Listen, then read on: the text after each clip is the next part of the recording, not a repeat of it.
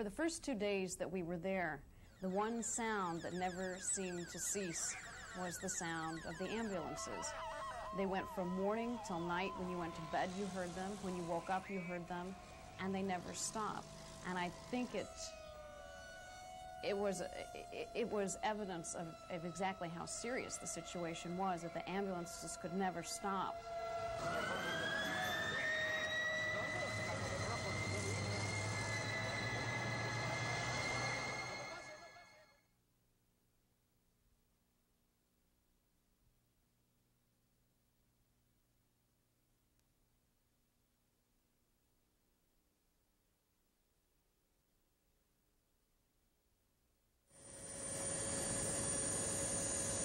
It looked a lot like a war zone. Many buildings appeared as if they had been bombed. The moanings of people being carried out. At the end of one of the streets, a huge fireball. The constant wail of sirens.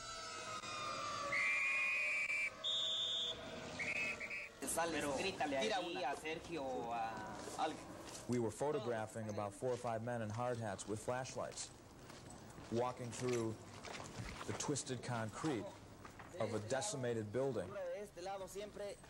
And what was echoing through that building and then through our minds later would be calling out to the people they knew lived in that building, trying to find their bodies, trying to find them. They had no idea. So what you would hear, Eddie!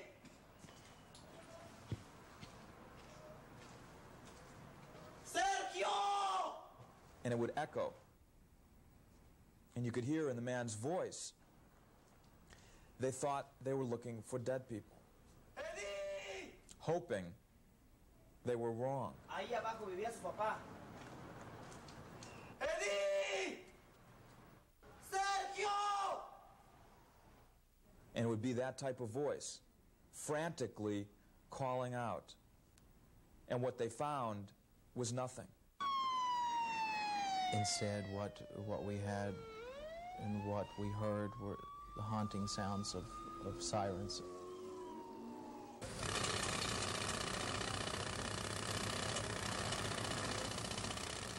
Up to then, all you were seeing were pictures of buildings that had been devastated, torn down.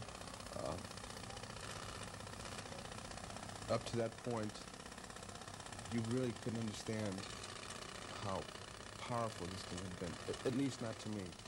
To see a leg under all that rubble and seeing a big slab of concrete over that just kind of brought it home to me. For this person, it was all over with. But for the person that was still under there, in that kind of a situation, it was like, hurry up, get this stuff off of me. Get it all off.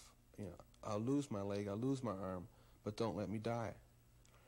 And getting back to your question about did that bother me, that was my way of hopefully bringing it home to the people, saying, buildings just don't fall. They fall on people, and it fell on this person. And even though I'll never know that person's name or how old he was, I'll know that that was a person at one time, just by the simple fact that his leg was there in front of me. I tried not to shoot people all bloody, people with their legs cut off, or people that had to have their legs or arms cut off in the rubble in order to get through somebody else. I didn't do that because I figured everybody else would, and that was too late. It was too late for those people. I wanted to show that help was needed, and help was needed fast. The problem is that we don't have any equipment. Whatever they need, they say, we don't have. My daughter, she's a doctor. She was in that building. And you don't know what's happened to her? I don't know. I have been here all day. Sometimes people who are in a great deal of pain or in a situation where they're suffering want to talk. For them, that is a way of sort of lifting this heavy burden off of their shoulders.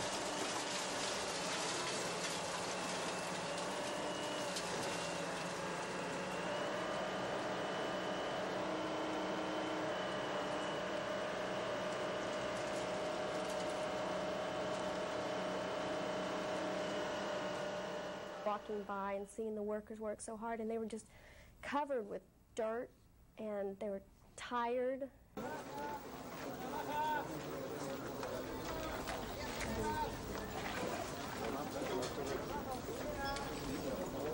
It was frustrating to watch the rescuers work brick by brick, because you knew there were people trapped beneath it. And that's essentially how they were doing it. They would handle one stone, one brick, one rock down through a string of 14, 15 people, and you wanted to somehow have the equipment that it took to free the folks.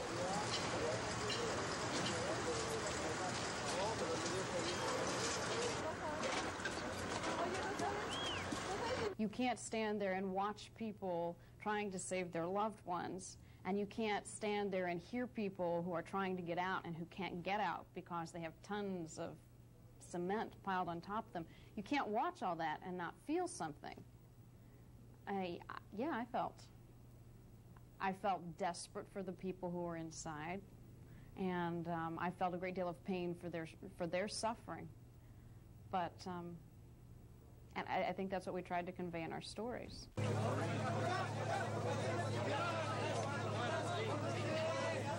We were standing outside a building that had been a technical school, and that morning during the earthquake, the 6-story building, the floors of the building had collapsed inward, trapping people who'd been inside.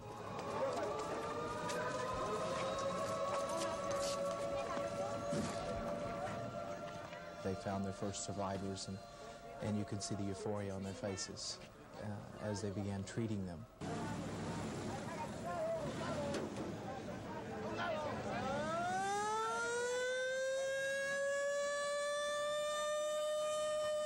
Sirens.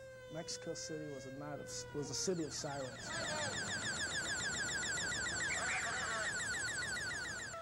Over on the side, ambulance attendants. I don't know how many. I would suspect that probably enough to staff as many as 75 ambulances were running about, forming lines, pushing and shoving with stretchers to be at the head of the line, to transport victims. It had a very macabre feeling. The one good thing that I felt was the people were all helping each other. It's very different. It seemed like everybody was helping. There weren't many stores open. There were food stores open, but no business per se. All the businesses were closed, shut down, the banks were closed, and everybody was just pitching in and helping. And I look over into a car, and there's a man in a suit and a woman, and it's a night out.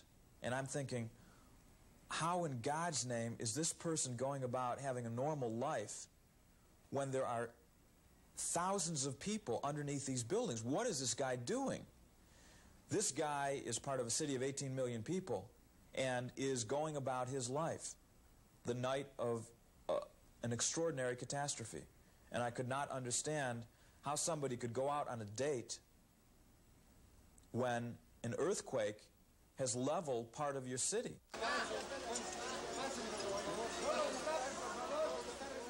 When I saw the little line that went up from the top to the bottom, kind of like a human chain, my first reaction was, my God, this is a head. I don't want to shoot this. Brand new baby. Brand new baby. Then all of a sudden shouts started coming from within the chain that this is a baby, this is a baby. Rush him out to the emergency room. This is a miracle within a disaster area. A baby has been found under all that.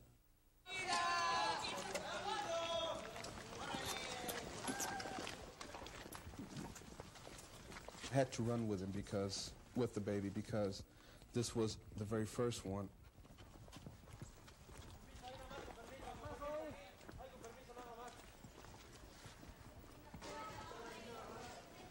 The emergency personnel were already alerted to it, and the expression on their faces when the baby reached them was like,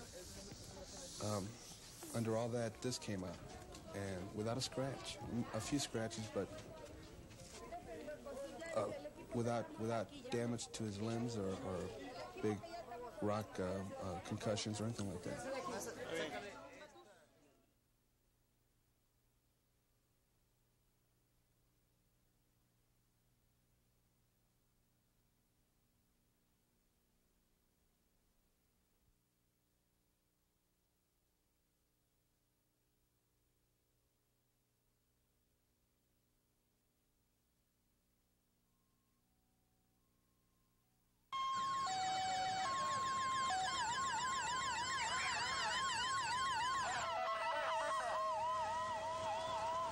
I think when it started, we didn't think it was another earthquake. In fact, someone even made a joke about it.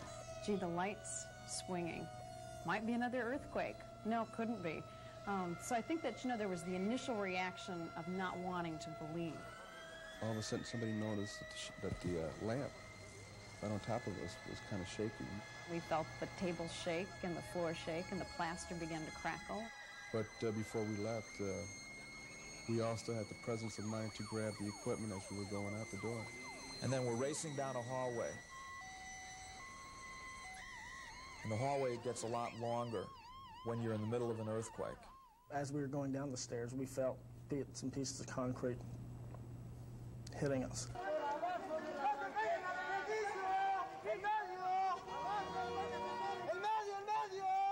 All of a sudden, we saw masses of people coming out from all the doors, all the stairs, all the streets. It's kind of like a Godzilla scene, where Godzilla has entered the city and people just don't know where to go.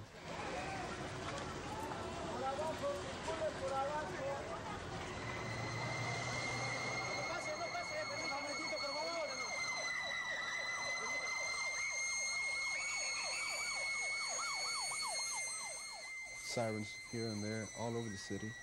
People still confused, in a chaotic state.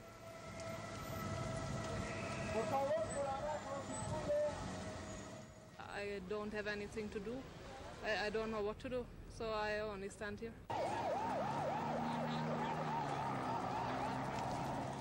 There were pictures, I recall, of children who had been with just other kids at the time of the earthquake, and they were just running.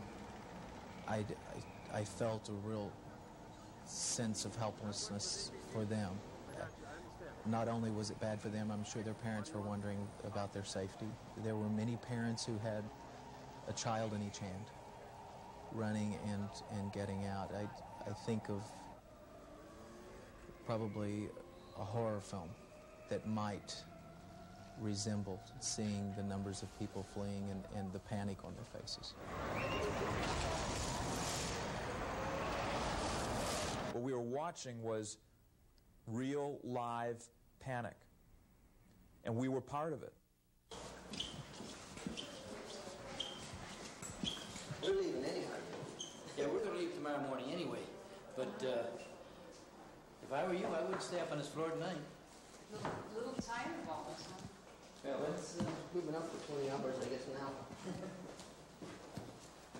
Thank you.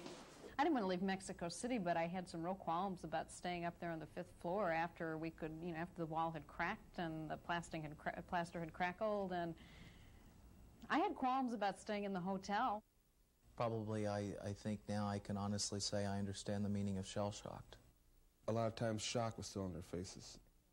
The mother who was saying in Spanish, mi niño, my baby, why did they take my baby?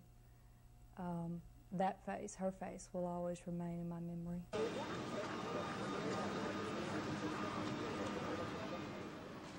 It was death. You knew it when you walked in. And as you walked closer, you could smell the death and the stench. And as ambulances were coming in with more bodies, they were coming in with 4 and 5 bodies at a time. They would disinfect it.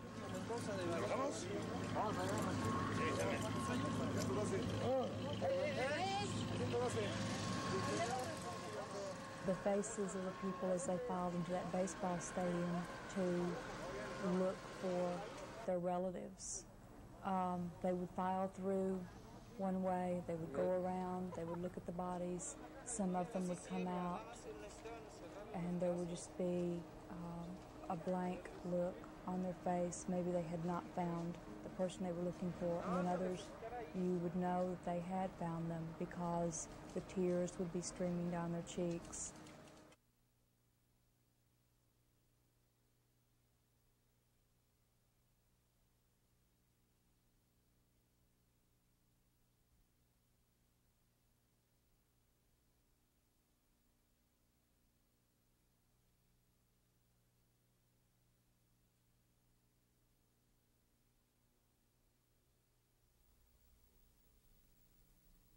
Children don't understand that, and the faces show that.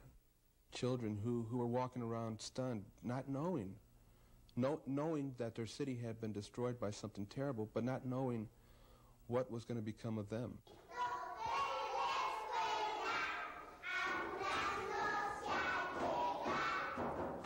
It was sort of a mixture of real happiness and a mixture of sadness, too. We went to a children's shelter that's run by the Catholic Church, and the children were so wonderful. It was almost as if they didn't really know what had gone on. They were still smiling, they were singing, they were carrying on with their lives as they had in the past. And I thought it was a really positive picture, again, because it was a sign that the city's been devastated, but there are all of these wonderful things still happening. And to see these children smile, you had to smile too, because they were just a real positive force.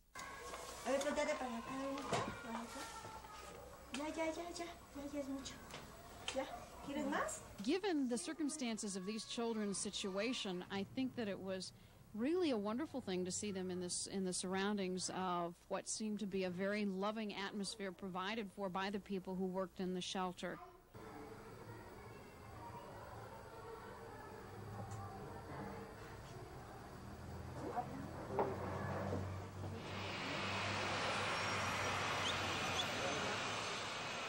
They were so filled with grief and sadness that when they saw the relief coming in, they were overwhelmed. It was like a ray of hope for them. It was very heartwarming to them. I think that gave them the strength and the courage to continue, knowing that so many people out there wanted to offer whatever they could, whether it be medical supplies or their help.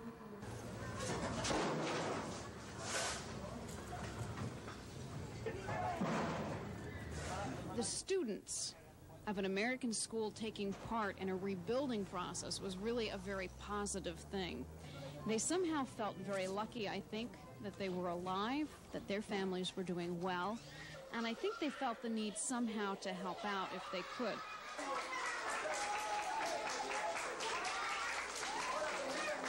So what they did is to take charge of a shelter that was being run by volunteers who did not have a lot of resources to bring to that shelter.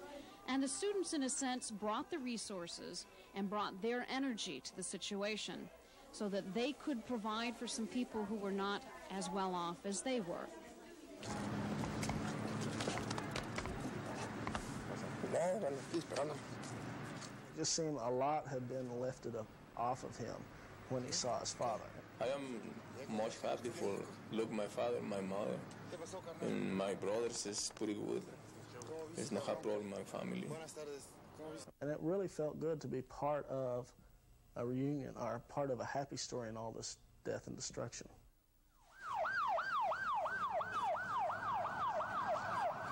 I went to a school where an elementary school was leveled. Had the earthquake occurred 30 minutes later, the school said 700 kids would have been inside that building. And I asked one of the kids, "Do you feel lucky?" No, a mí se me parece que es gracia de Dios. He says, "No, I just thank God." Now, the resilience of a little boy is impressive, because what he's looking at is what would have been his coffin. And he's able to understand fate, maybe.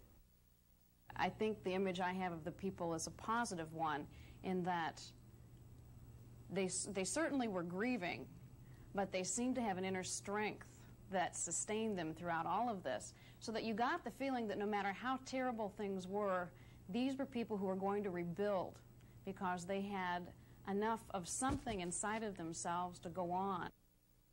Flying home on the plane and looking out the window, faces and victims of the earthquake would come back in montage.